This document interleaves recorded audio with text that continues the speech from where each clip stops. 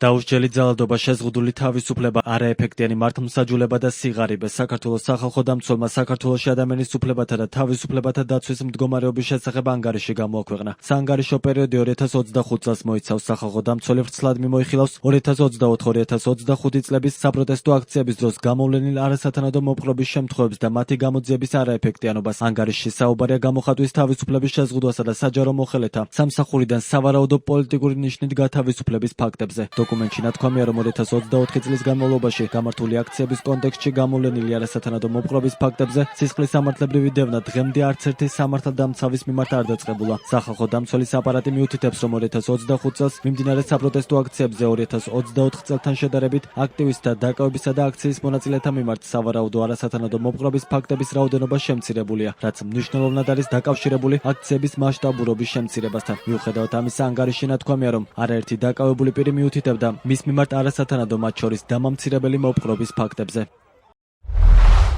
დღის მდგომარეობით სახალხო დამცველის წარმომადგენლებს მონახულებული ხავთ აქციებზე დაკავებული ჯამში 573 პირი, რომელთაგან სავარაუდო არასათანადო მოპყრობაზე მიუთითებდა 302 დაკავებული. დაზიანებები აღენიშნებოდა 194 პირს. მონახულებულ დაკავებულთაგან 49 ქალი და 2 არასრულწლოვანი იყო. სახალხო დამცველის წარმომადგენლებთან შეხვედრისას დაკავებულების საუბრობდნენ პოლიციის თანამშრომლების მხრიდან ფიზიკური ძალადობის, დამამცირებელი და შეურაცხმყოფელი მიმართვის და მოპყრობის, სიტყვიერი შეურაცხყოფის, ხელბორკილის ზედმეტად მოჭერის, რამდენიმე საათის განმავლობაში ზურგს უკან ხელბორკილ დადებული ყოფნის ფაქტებზე. დაკავებულები იხსენებდნენ პოლიციის თანამშრომლების მხრიდან უხეში, არაპროპორციული ძალის გამოყენების ფაქტებსაც. სამწუხაროდ 2024 წლის განმავლობაში გამართული აქციების კონტექსტში გამოვლენილი არასათანადო მოპყრობის ფაქტებზე სისხლის სამართლებრივი დევნა დღემდე არც ერთი სამართალდამცავის მიმართ არ დაწყებულა. დევნა არ დაწყებულა იმ ორ ეპიზოდზეც კი, სადაც მოძალადე პოლიციელებს სახეები დაფარული არ ჰქონდათ. ასევე სხვა უფლებადარღვევებზე მიმდინარე საქმეთა დიდ ნაწილზე გამოძიება უშედეგოდ, კონკრეტული პირების გამოვლენისა და პასუხისგებაში მიცემის გარეშე გრძელდება, მათ შორის მედიის წარმომადგენელთა წინააღმდეგ ჩადენილ სავარაუდო დანაშაულებზე.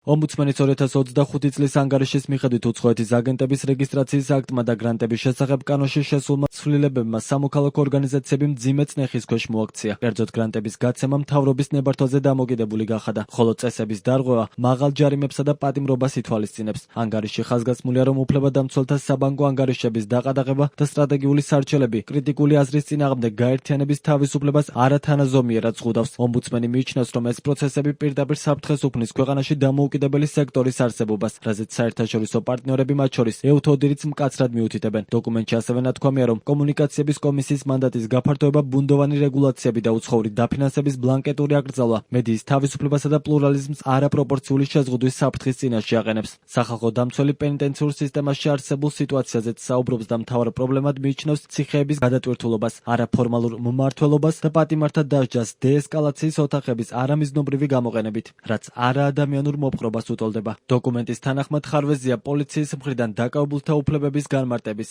ვიდეო მეთვალყურეობისა და ფსიქიატრიულ დაწესებულებებში პაციენტთა უსაფრთხოების კუთხით. გარდა ამისა, ომბუდსმენი საუბრობს სასჯელის ვადამდე შემსუბუქების მექანიზმების გაუმართავობაზე.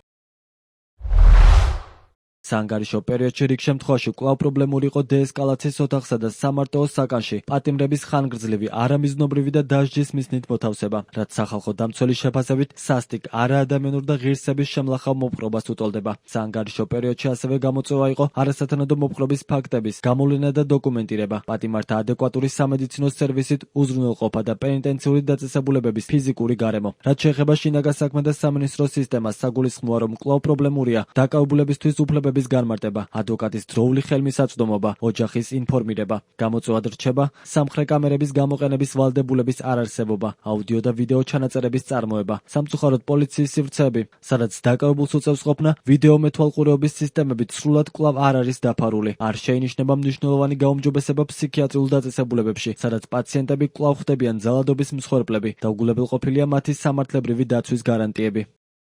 სახალხო დამცველის ბოლო ანგარიში ასევე ქვეყანაში სიღარიბის მზარდ მასშტაბებზე მიუთითებს. ომბუდსმენის განცხადებით, ეკონომიკური გაჭირვება კვლავ რჩება მთავარ გამოწვევად, რაც პირდაპირ აფერხებს ადამიანის ფუნდამენტური უფლებების რეალიზებას.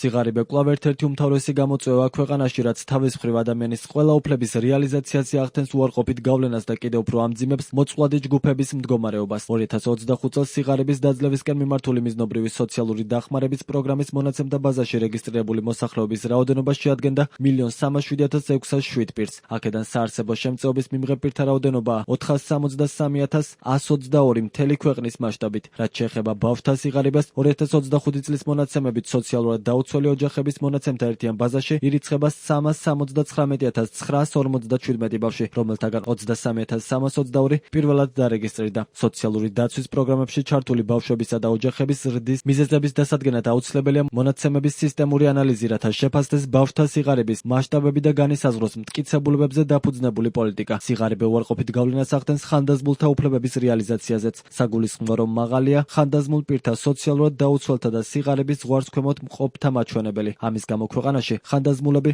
მოსახლეობის განსაკუთრებით მოწყვლად ჯგუფს განეკუთვნებიან.